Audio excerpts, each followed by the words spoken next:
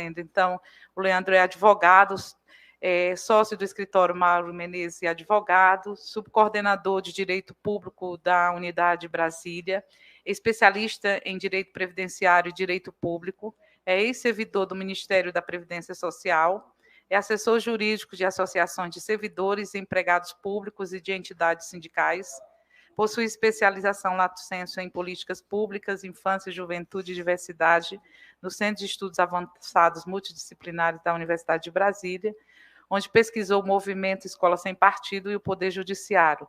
Cursa mestrado em Educação pela Faculdade de Educação da Universidade de Brasília, onde pesquisa o conservadorismo na educação. Atua como advogado na defesa da categoria docente, frente aos mais diversos temas do direito público, constitucional e previdenciário. E também está agora também pesquisando direito à educação. Então, com esse currículo, a gente pode aqui estar discutindo esse nosso tema. Obrigada, Leandro.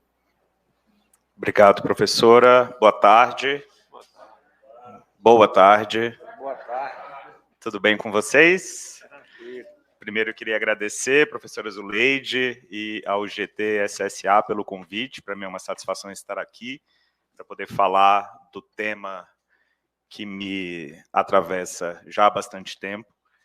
É uma honra estar ao seu lado, professora Sara. Aprendo muito sempre com a sua pesquisa e com as suas palestras.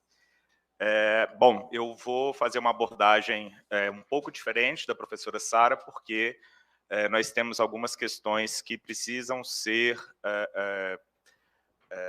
compreendidas por vocês de uma forma um pouco mais equânime, porque a gente tem, como a gente teve muitas reformas, a gente teve muitas modificações, e é importante que vocês conheçam o estado atual do sistema previdenciário brasileiro. Então, eu vou fazer uma apresentação que aborda todas as reformas que nós já tivemos em 98, 2003, 2005. Vou falar especificamente da Previdência Complementar dos Servidores Públicos, que a professora Sara já adiantou bastante a minha necessidade de aprofundamento, e, por fim, falo da reforma da Previdência de 2019.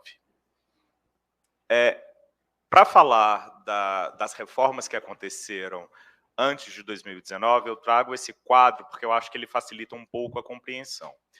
Lá na edição da Constituição Federal, em 1988, esse primeiro quadrinho aqui do meu slide, a gente tinha o texto original que previa uma aposentadoria concedida exclusivamente pelo critério de tempo de serviço. Então, bastava que o servidor do gênero masculino, a servidora do gênero feminino, completasse 30 ou 35 anos de contribuição para ter acesso a esse benefício previdenciário. E o valor dessa aposentadoria era garantido com base na última remuneração desses servidores, e sempre que houvesse uma modificação da remuneração dos trabalhadores em atividade, os trabalhadores aposentados também teriam esse mesmo reajuste. Então, quando a gente tem esse critério de se aposentar com base na última remuneração, a gente dá o nome de integralidade, e quando a gente tem o critério de obter os mesmos reajustes aplicados aos servidores que estão em atividade, a gente tem o critério da paridade.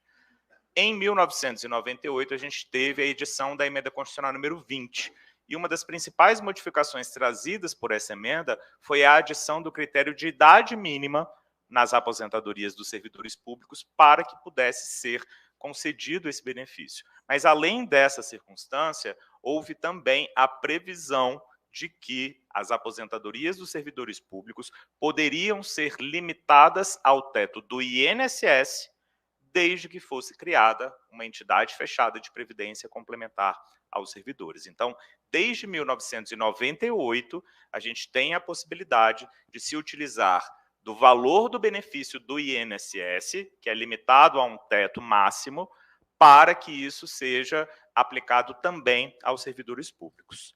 Mas essa edição, essa previsão constitucional, ela só foi solidificada mais à frente, conforme a gente vai ver.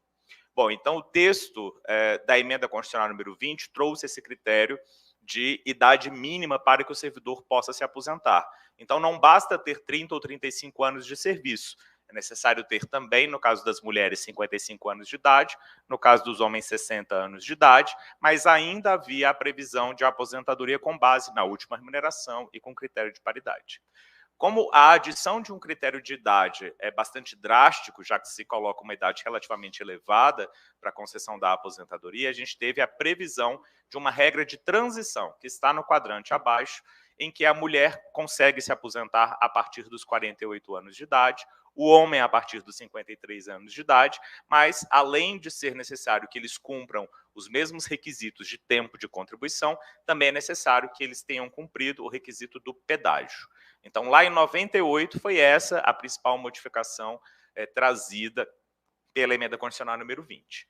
Em 2003, a gente passou por mais uma reforma, a reforma da emenda constitucional 41. E o que essa reforma trouxe de mais impactante? Extinção dos critérios de paridade e integralidade e determinação de contribuição dos servidores aposentados. Então, para quem ingressou no sistema em um cargo público efetivo a partir da edição da Emenda Constitucional 41 de 2003, não há mais concessão de benefício com base na paridade e na integralidade. Então, todo e qualquer servidor que tenha ingressado até 31 de dezembro de 2003, antes da gente falar da reforma do Bolsonaro, todo servidor que ingressou até 31 de dezembro de 2003 tem direito à paridade e integralidade. Quem ingressou depois dessa data, a partir, portanto, de 1º de janeiro de 2004, não tem mais esse critério de cálculo do benefício, de reajuste do benefício para as aposentadorias de servidores públicos. Os critérios de idade e tempo de contribuição continuaram os mesmos, porém, o valor da aposentadoria passa a ser calculado com base na média aritmética das contribuições. De todas as contribuições, não. Das 80% maiores contribuições vertidas pelo servidor público a partir de julho de 1994. Então, se antes a integralidade consistia na última remuneração do servidor, a partir de 2004, o valor da aposentadoria é feito um cálculo pela média das suas remunerações, o que faz com que esse valor, obviamente, diminua em comparação à integralidade, em consonância àquilo que a professora Sara mencionou, de que as reformas criaram circunstâncias que diminuem o valor dos benefícios e que tornam esse benefício mais difícil de ser alcançado. Na Emenda Constitucional 41, como houve essa extinção da paridade e da integralidade, a gente também teve a previsão de regras de transição.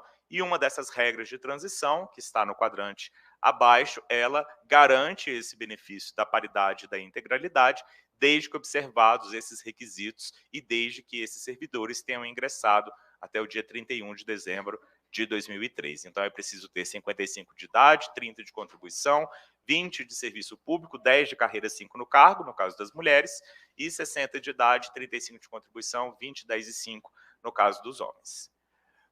Tem uma segunda regra de transição trazida pela Emenda Constitucional 41, mas ela é pavorosa, então nunca, jamais, sob nenhuma hipótese, aposentem-se por essa regra, porque ela tem um fator redutor e sem paridade e sem integralidade. E a gente tem, em 2005, uma nova emenda constitucional, uma emenda constitucional que é menos avassaladora do que as anteriores, porque, na verdade, ela trouxe uma possibilidade de que os servidores que ingressaram em um cargo público efetivo até o dia 16 de dezembro de 98, que eles possam se aposentar dentro daquele critério de quanto mais tempo de contribuição eu tiver, eu consigo diminuir os meus requisitos de idade. Então, é necessário que você tenha ingressado até 1998, e se você tiver, no caso dos homens, por exemplo, 36 anos de contribuição, você consegue se aposentar com 59. Se você tiver 37 de contribuição, com 58. Então, cada ano de contribuição a mais, eu diminuo um ano do critério de idade. Mas aqui a gente também precisa ter 30 ou 35 anos de contribuição e 25 anos de serviço público, o que impede muita gente de acessar esse benefício. Então, esse rápido histórico aqui é tudo aquilo que aconteceu de reforma da Previdência antes de 2019.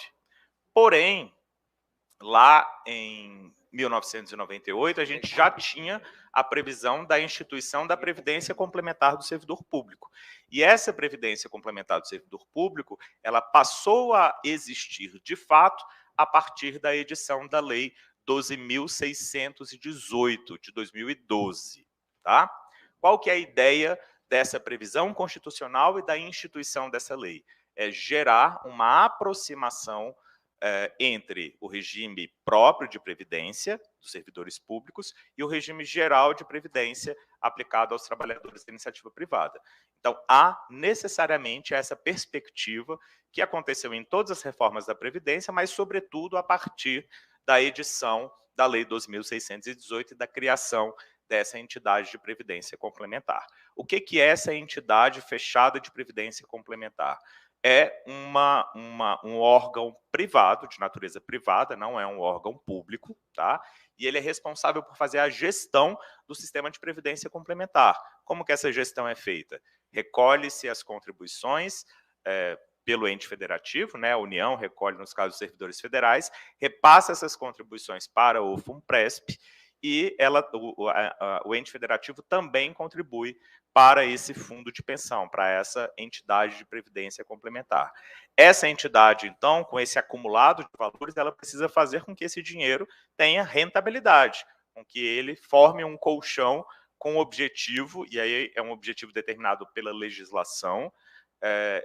O objetivo do sistema de previdência complementar é garantir a proteção social. Porém, dentro de um sistema de financeirização, a gente não consegue, de fato, implementar essa circunstância da garantia da proteção social. Bom, então, essa previsão de 1998, concretizada em 2012, trouxe a criação de 3 planos de benefícios para servidores públicos. Esses planos de benefícios da Previdência Complementar são administrados pelo FUNPRESP do Executivo, FUNPRESP do Judiciário e FUNPRESP do Legislativo. O FUNPRESP do Legislativo acabou se unindo ao FUNPRESP do Executivo, então, na prática, hoje a gente só tem o FUNPRESP-ESE, do Executivo, e o FUNPRESP-JUDE, do Judiciário. Para quem será aplicado automaticamente a criação desses planos de benefícios de previdência complementar? No caso dos servidores públicos federais do Poder Executivo, para todos aqueles que ingressarem a partir do dia 4 de fevereiro de 2013 em um cargo público efetivo.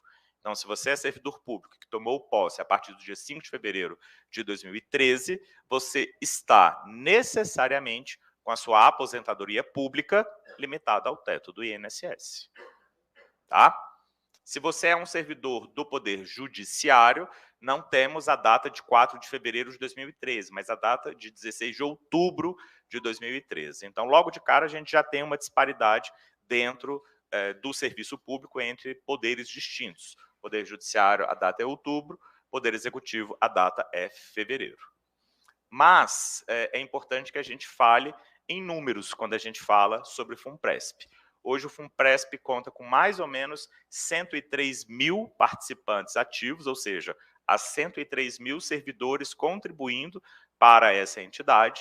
São 186 patrocinadores, e aqui os patrocinadores é cada órgão ligado ao ente federativo. Então, a Universidade de Brasília, Universidade do Rio de Janeiro, Universidade de Pelotas, todas elas são patrocinadoras dentro dessa perspectiva trazida pelo fundo.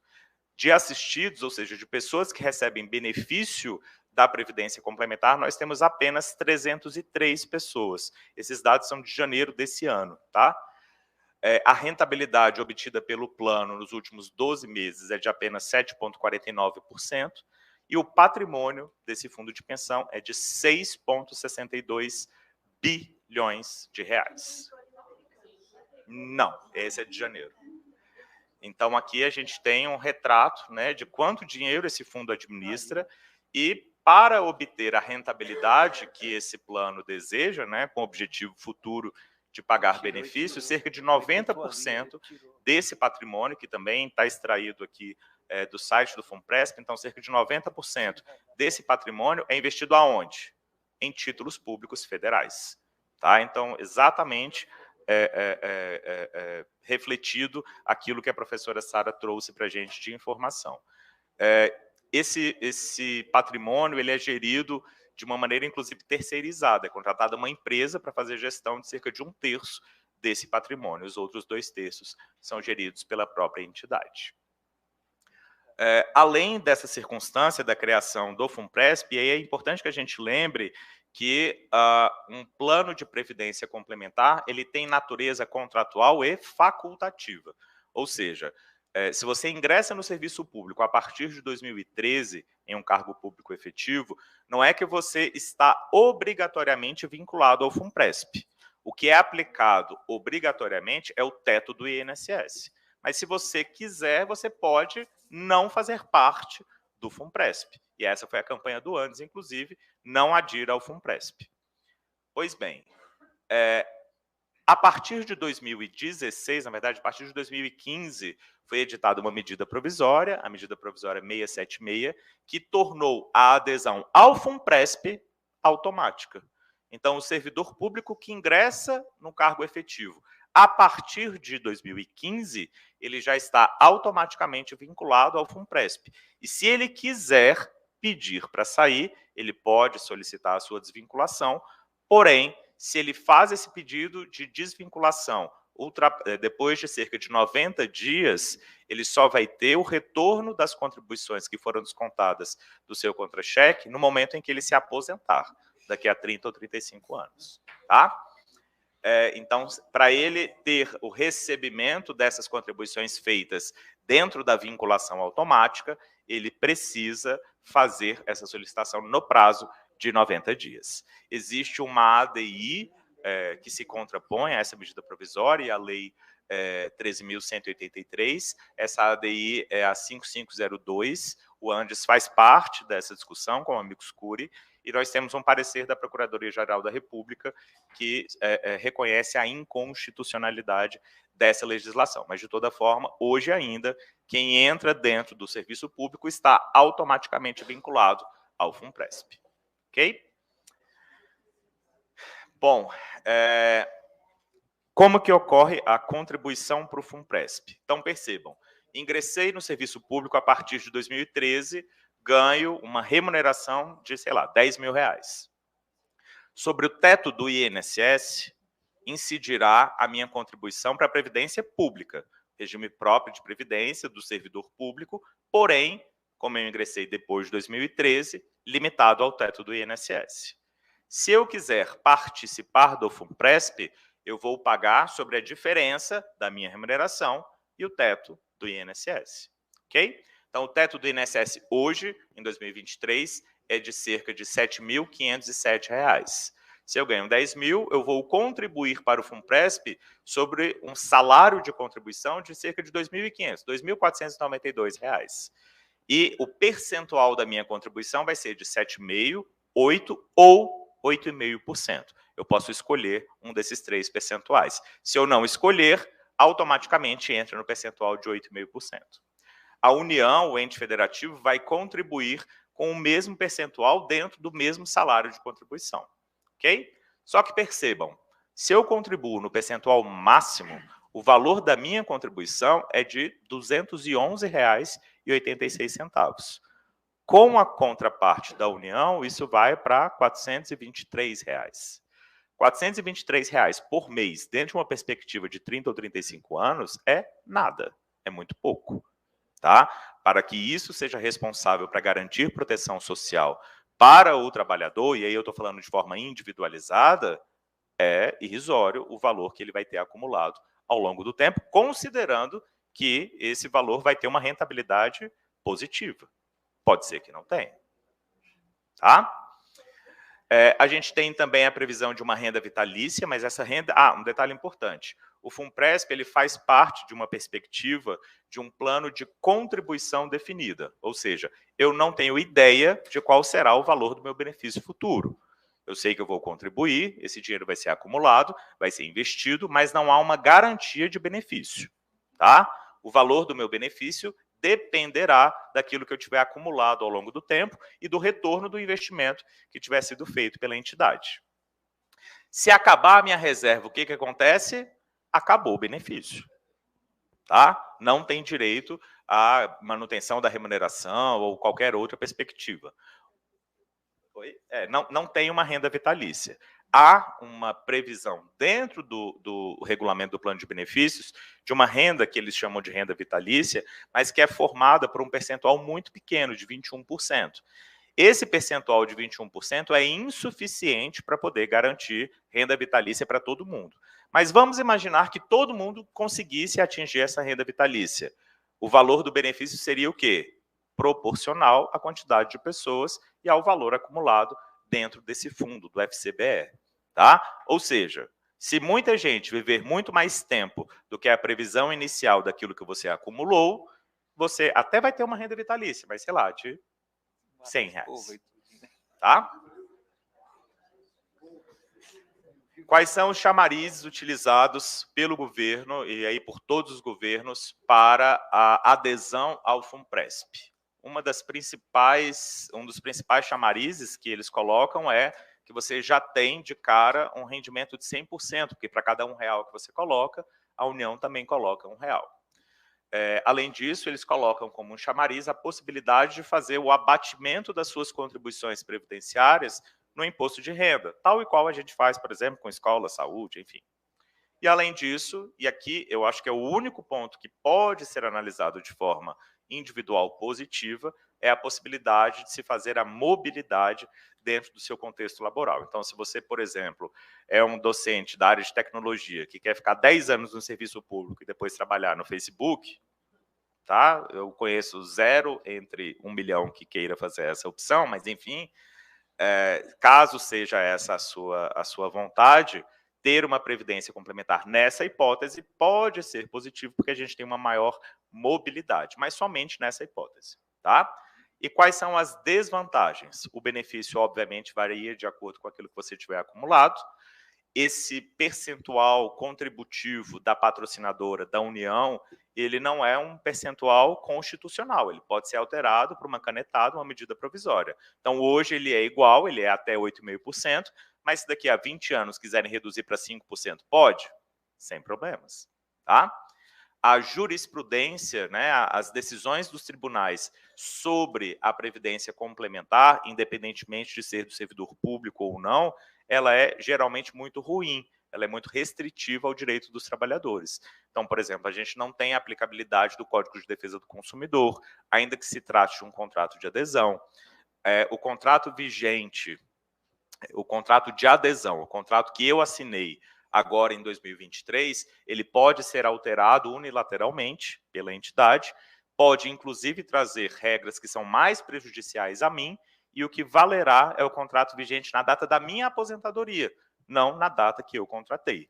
Tá? Então, a jurisprudência do Superior Tribunal de Justiça é no sentido de reconhecer o contrato vigente na data da aposentadoria e não na data da adesão. Além de outras circunstâncias relacionadas à má gestão de recurso, fraude, enfim. E uma das desvantagens que eu já assinalei é que o valor da contribuição para o servidor público, para a formação de uma reserva que é individualizada, é muito pequeno para a garantia da proteção social dessa pessoa. Mas, como sempre, as coisas sempre podem piorar. Porque em 2019 nós tivemos a pior reforma da Previdência já feita no Brasil. No mundo eu não sei, porque, enfim, o mundo é muito grande, mas no Brasil, certamente. Que eu faço questão de nominar, né, reforma da Previdência, Bolsonaro Guedes. Talvez a do Chile seja pior. Sim. Bom, a reforma Bolsonaro-Guedes, então, para facilitar um pouco a compreensão, porque a leitura dela já é difícil, tá? Se você pega o texto, você fica um pouco, ok, o que aconteceu, onde é que eu me enquadro?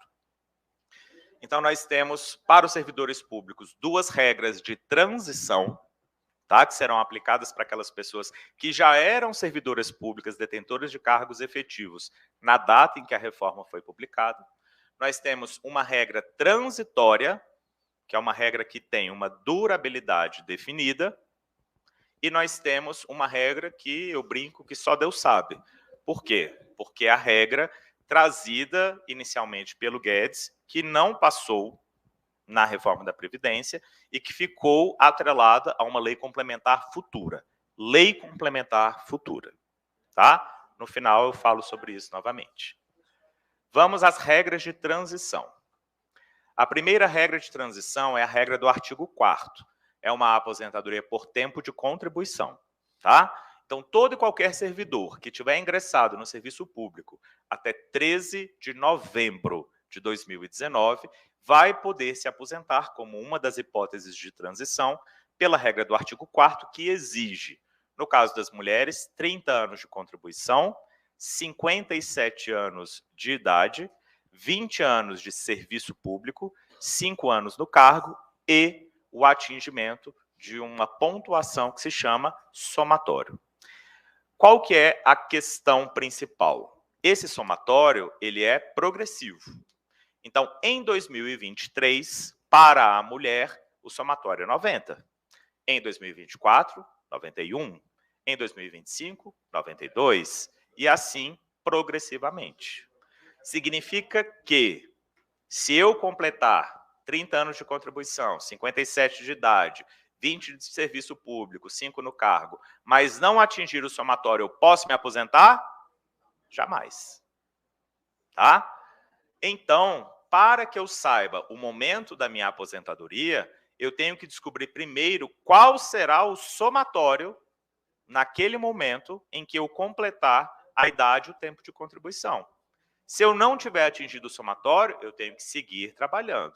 Leandro, pode passar dos 57 anos? Sem problema. Pode passar dos 30 anos? Sem qualquer dificuldade. Posso ter que trabalhar até os 65? Sim. Tá? No caso dos homens, os requisitos são 35 de contribuição, 62 de idade, 20 de serviço público, 5 no cargo, e o somatório do homem, em 2023, é de 100 pontos. Ok? Esses são os requisitos de elegibilidade aplicados a toda e qualquer pessoa que ingressou num cargo público efetivo até 13 de novembro de 2019, pela regra do artigo 4º. Quem aqui não está aposentado, levanta a mão. No final da apresentação, eu dou um abraço em vocês, tá? Porque essa é uma das regras aplicáveis aos servidores. Mas, para piorar um pouquinho, porque maldade não tem limite, o valor desse benefício não é mais dentro daquela perspectiva que a gente viu até então. Para quem ingressou até 31 de dezembro de 2003, guarda aí que eu vou falar já já. Para quem ingressou independentemente da data, qual que será o valor do benefício? Ao invés de nós utilizarmos a média aritmética das 80% maiores contribuições, nós vamos utilizar a média aritmética de todas as contribuições, sem destacar as 20% menores. O que que isso provoca? Diminuição da minha média. Certo? Porque os meus salários lá do comecinho da carreira, ou de quando eu era office boy, entram dentro do valor dessa média. Somente os valores pagos em moeda real, tá? No plano real, a partir de julho de 94. Então, eu vou fazer a média aritmética de todas as minhas contribuições. Esse vai ser o valor da minha aposentadoria? Óbvio que não. Sobre essa média, eu vou aplicar uma alíquota. Qual que será essa alíquota? A alíquota, eu vou falar rapidamente, depois eu explico. É uma alíquota de 60% sobre 20 anos, mais 2% para cada ano, além dos 20. Entenderam? Muito bem. Sobre 20 anos do meu tempo de contribuição lá, então vamos imaginar que eu tenha 30 anos. Uma servidora do gênero feminino com 30 anos de contribuição. Desses 30 anos, ela tem 20 aqui e mais 10, certo? Certo? Alguém de exatas para falar que eu estou certo? Então, sobre 20 anos... Tem matemático. Então, sobre 20 anos, eu vou aplicar a alíquota de 60%. Para cada ano, além dos 20, eu acrescento 2%. Então, se eu tenho 30 anos de contribuição, eu vou aplicar 60%. Sobre os meus 10 anos, eu vou, para cada ano, acrescentar 2%. Então, eu vou multiplicar 10 vezes 2, que vai dar 20. Somando tudo, 80%. Mas é 80% das minhas maiores remunerações? Não. É 80% da média de todas as minhas contribuições. No caso dos homens, essa alíquota caso ele se aposente com 35 anos, é de 90%. Beleza? Leandro, eu quero me aposentar com 100%. Posso? Claro. O que eu faço? Trabalho 40 anos. Vocês estão reclamando do quê? Trabalha 40 anos, aposenta com a proposta inicial de 100%, dos 100% da sua média. Beleza? Mas essa é só a primeira regra de transição. Vai piorar. Esse slide é 5? Não, vai piorar bastante. Fica aí, professor, pelo amor de Deus. Eu tenho muita coisa para falar. Quem ingressou até 31 de dezembro de 2003, ainda dentro da regra do artigo 4º, pode se aposentar com paridade e com integralidade. Coloca um asterisco na integralidade aí. Desde que complete os seguintes requisitos: 30 ou 35 de contribuição, a idade, que na regra principal é 57, para a paridade e integralidade é de 62 para a mulher. Para o homem é de 65. 20 anos de serviço público, 5 anos no cargo e o somatório. Tá? Porém, essa pessoa vai se aposentar com paridade e com integralidade. Coloca o asterisco na integralidade. Os demais servidores, então, aqui só para poder tratar de todos os casos ao mesmo tempo, então, quem ingressou de 1º de janeiro de 2004 a 4 de fevereiro de 2013, e quem ingressou a partir de 4 de fevereiro de 2013, essas pessoas vão se submeter à regra das 100% contribuições vezes a alíquota de 60% mais 2%. Só que aqueles que ingressaram a partir de 4 de fevereiro de 2013, além da aplicação dessas circunstâncias, tem também a limitação ao teto do INSS. Beleza? Então, você vai trabalhar 40 anos para tentar chegar ao teto do INSS. Eu vou receber o teto? Não, é média de contribuições. Matematicamente falando, muito difícil que você chegue ao teto. Por quê? Porque o teto de 2023 é 7.507, o teto do ano passado era 7.065, o teto anterior era 6.200 e pouco, então o teto ele tem uma variação que é diferente da variação do salário e que é diferente, inclusive, do índice inflacionário. Ele pode ser aumentado ou diminuído ou estagnado, como o Bolsonaro fez, independentemente da circunstância aplicada à inflação. Beleza? Então, aqui, quem se aposentar com paridade e integralidade, para quem quer se aposentar com paridade e integralidade, a mulher tem que ter 62 anos, o homem tem que ter 65 anos, mas o somatório também é uma exigência. Claro que aqui, se a gente somar 30 com 62, vai dar 92 pontos. Então, o somatório de 2023, que é 90, foi alcançado. Porém, daqui a 2 anos, esse somatório vai ser 92. Daqui a 3 anos, 93. Então, se eu tiver 62 anos de idade com 30 de contribuição, não vai ser suficiente para minha aposentadoria, mesmo que eu tenha direito à paridade e integralidade. No caso dos homens, 35 com 65 já dá 100 pontos. Ou seja, em 2024, o homem que tiver 65 anos e 35 anos de contribuição não consegue se aposentar ainda. Ok? A relativização da integralidade. A despeito da reforma de 2019 prever direito à paridade e integralidade, ela diz o seguinte com relação à integralidade. Ela, olha, aqueles valores que compõem a sua remuneração e que são variáveis, eles serão calculados de maneira proporcional pela média aritmética. E aí, a reflexão que eu faço, porque eu não tenho essa resposta, é: as minhas progressões são variáveis? Eu vou ter que calcular o valor das minhas progressões de maneira proporcional? Mesmo que eu tenha paridade e integralidade? Não vou falar que sim nem que não, porque está gravando, não vou dar ideia para bandido. Mas pode ser que esse seja o entendimento aplicado na época da aposentadoria. Tá? É o entendimento que eu, particularmente, acredito que o poder público deve implementar, de ter no cálculo da aposentadoria esse destaque relacionado às progressões e promoções, para que esses valores entrem num cálculo médio, independentemente de você ter paridade ou integralidade. Certo? Bom, já. Temos uma segunda regra de transição. Essa segunda regra de transição é a regra do pedágio. Ela diz que quem ingressou até novembro de 2019 vai poder se aposentar desde que complete 30 ou 35 de contribuição, 57 ou 60 de idade, 20 anos de serviço público, 5 anos no cargo e o pedágio. O que é esse pedágio? É um cálculo que eu vou fazer com base no tempo que eu tinha em 2019. Então, se lá em 2019 eu tinha 20 anos de contribuição, o meu pedágio é de 100% sobre o tempo que falta para eu atingir 30 ou 35. Então, se faltam 10 anos para eu atingir os 30, qual que vai ser o meu pedágio? Mais 10 anos. Se faltam 15 anos para eu atingir 35, qual que é o meu pedágio? Mais 35 anos. Oh, desculpa, mais 15 anos. Então, eu trabalho até os 35 e mais 15 anos.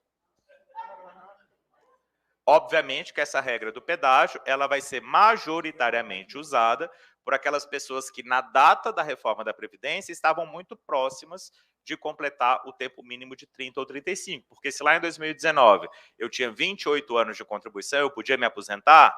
Não, faltavam 2 para eu atingir 30. Então, na verdade, eu posso me aposentar quando, observados os demais critérios, eu completar 32, no caso das mulheres. Tá? Então, essa regra do pedágio varia de acordo com a circunstância individualizada de cada um de vocês. Quem ingressou antes de 2013, até 31 de dezembro de 2013, tem a aplicação da paridade e da integralidade. Quem ingressou a partir de 2004, a gente vai aplicar a média do 100% vezes a alíquota. Beleza? Essa palestra vai ficar disponível para vocês, tá? A Renata ali já até fez coraçãozinho para mim. Renata da comunicação. Bom, aqui eu já falei, beleza. Diz que é aposentadoria. Vamos falar rapidamente, então, das regras transitórias. A gente tem a regra do artigo 10. Essas regras transitórias elas serão aplicadas para aquelas pessoas que ingressaram no serviço público a partir de 2019. Alguém aqui ingressou depois de 2019? Ufa. Quem estiver assistindo no YouTube, né, ou assistir depois dessa palestra, se você ingressou a partir de 2019, você tem uma regra transitória em que você poderá se aposentar quando tiver, no caso dos homens, 65 de idade, no caso das mulheres, 60, 25 anos de contribuição, 10 no cargo, 10 serviço público, 5 no cargo. Ah, mas aqui teve uma redução do tempo. Sim, mas aí tem a regra da alíquota. Se você se aposentar com os 25 anos de contribuição que estão previstos aqui, você vai ter uma alíquota de 70%. Lembrando que essa regra, sobre essa regra, há uma discussão teórica, mas eu entendo que sobre essa regra há limitação do teto do INSS de maneira obrigatória. Tá? Mas há uma discussão aí que eu não vou aprofundar. Além disso, a gente tem as regras especiais de transição, que eu não vou falar para vocês, porque não se aplica aos docentes do magistério superior. A despeito do que o deputado disse e trouxe, os docentes das universidades federais não têm aposentadoria especial, não têm uma aposentadoria diferenciada por exercer o magistério. Tá? A compreensão é de que a atividade de magistério é exclusivamente no ensino básico, no ensino médio, no ensino técnico, ligado à educação infantil e educação fundamental e do ensino médio. Os institutos federais, né, os IFs, os Cefetes, aí sim a gente tem a previsibilidade dessas regras. Mas para que eu não precise me alongar, é só tirar 5 anos em todos os critérios de idade, tempo de contribuição e no somatório. Tá? Aí a gente tem a observância dos critérios aplicados às atividades do magistério, que, no caso aqui do ANDES, vai aplicar somente aos institutos federais e Cefetes. As demais circunstâncias a gente aplica do mesmo jeito, inclusive o cálculo do benefício. Tá? Então, aqui também tem uma diminuição do valor do benefício nas aposentadorias especiais. Também temos a aplicação na aposentadoria especial da regra do pedágio, e a gente tem também a aplicação da regra especial transitória na atividade do magistério. Vou falar rapidamente sobre as regras especiais sobre tempo especial. Os docentes que exercem as suas atividades submetidos a condições especiais de insalubridade, periculosidade, penosidade, têm a previsão de uma regra de transição e de uma regra transitória. A regra de transição é a possibilidade de que esses docentes se aposentem com 25 anos de efetiva exposição ao agente insalubre, desde que atinjam a pontuação mínima de 86 pontos. Tem que ter também 20 anos de serviço público, 5 anos no cargo. O cálculo do benefício aqui é sempre pela média, com a aplicação da alíquota.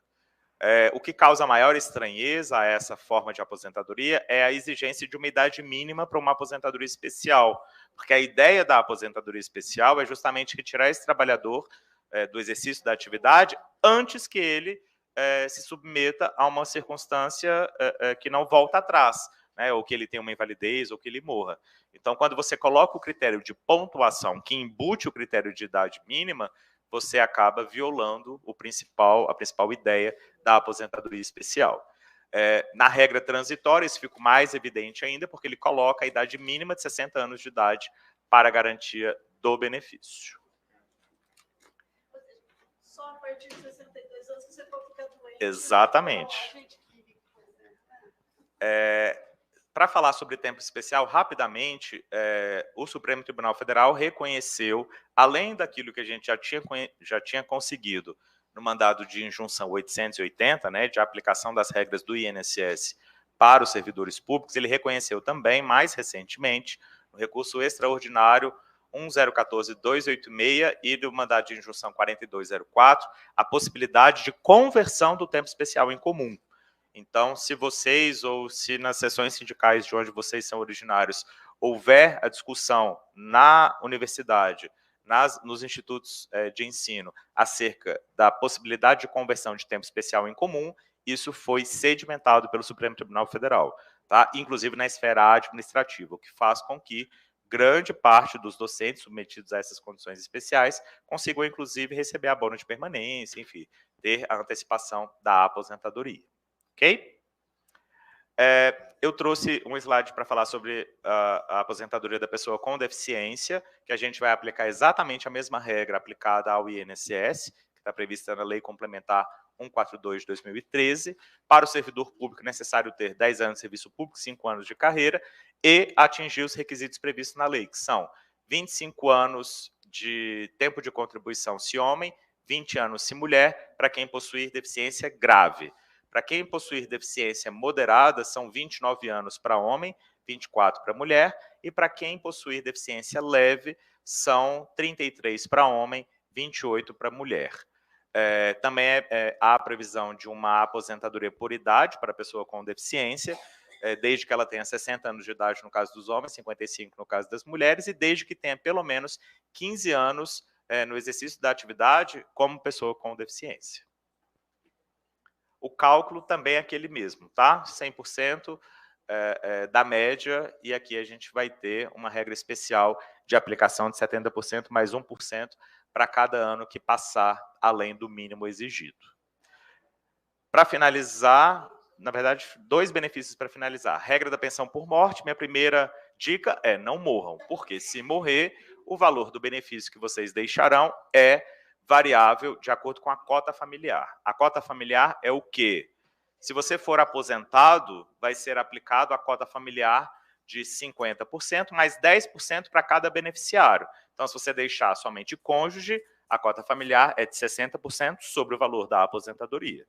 Se você não for aposentado, vai ser calculado o valor do benefício hipotético que você teria se você se aposentasse por invalidez. Vou dar um exemplo muito rápido. Vamos imaginar o caso do servidor que ingressou em 2015. Ele está com seu benefício limitado ao teto do INSS, R$ 7.507 no máximo. Esse servidor ingressou em 2015, então em 2023 ele tem 8 anos de serviço, de contribuição. Beleza? Aí esse servidor resolveu morrer. Ele falou, cansei, vou morrer. Quando ele morreu, qual que vai ser o valor da pensão por morte que ele deixará? Eu vou fazer uma simulação da aposentadoria por incapacidade permanente, certo? Como que é feita essa simulação? Se eu tiver menos de 20 anos de contribuição, que é o caso do meu exemplo, eu vou aplicar a alíquota de 60% sobre a média das contribuições. Então, eu vou calcular a média dele e vou aplicar 60% sobre essa média, ou seja, ele já perdeu 40%. Isso no cálculo hipotético. Mas ele morreu e deixou esposa. Qual que vai ser a cota familiar dele?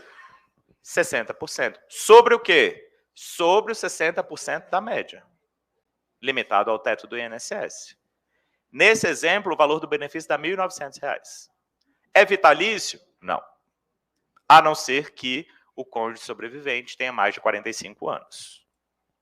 Tá? Eu falo dessa regra de uma forma, fazendo um pouco de piada e tal, porque é uma regra que é tão perversa, que ela é tão malvada, e que ela se aplica a todos nós, independentemente da data em que você ingressou no serviço público, que, sob meu ponto de vista, deveria ser uma das pautas para a revogação principal da reforma da Previdência. Se a gente não conseguir a revogação completa, pelo menos as regras de pensão por morte e aposentadoria por incapacidade permanente é urgente que sejam modificadas, porque é muito, muito, muito perverso. Aqui tem uma tabelinha dizendo a durabilidade da pensão por morte. Então, se o cônjuge tiver menos de 22 anos, a pensão dura somente 3 anos, e aí essa durabilidade vai... essa lei de 2015 ainda. Tá? Lembrando que a união estável ou o casamento deve ter acontecido em até 2 anos antes da morte. Tá? Se tiver acontecido no primeiro ano do casamento, vai receber o benefício só por 4 meses. Tá? Então, quem casou recentemente, não mata o marido, não mata a mulher, pelo amor de Jeová. Deixa todo mundo vivo. Espera o tempo para esse povo morrer. Aposentadoria por incapacidade permanente. Eu já dei uma dica. A principal modificação é que nós não temos mais a possibilidade de uma aposentadoria com base em doenças graves, contagiosas ou incuráveis. Se você tem, se você teve ou se você vier a ter qualquer uma dessas hipóteses, você somente será aposentado por incapacidade permanente se for insuscetível à sua reabilitação. Você foi reabilitado e, mesmo assim, a sua capacidade laboral não restou preservada. Se você tiver capacidade laboral mínima, essa capacidade laboral será aproveitada, inclusive, numa potencial mudança de cargo, sem prejuízo da remuneração. Tá? Então, ter doença grave, contagiosa ou incurável, câncer, tuberculose ativa, nefropatia, cardiopatia grave, nada disso é hipótese de concessão de aposentadoria por incapacidade permanente. Tá? Da reforma administrativa também. A gente tem aqui também algumas circunstâncias relacionadas à acumulação de benefícios, mas aí é texto absoluto da lei, e só para finalizar eu trouxe alguns pontos relevantes, que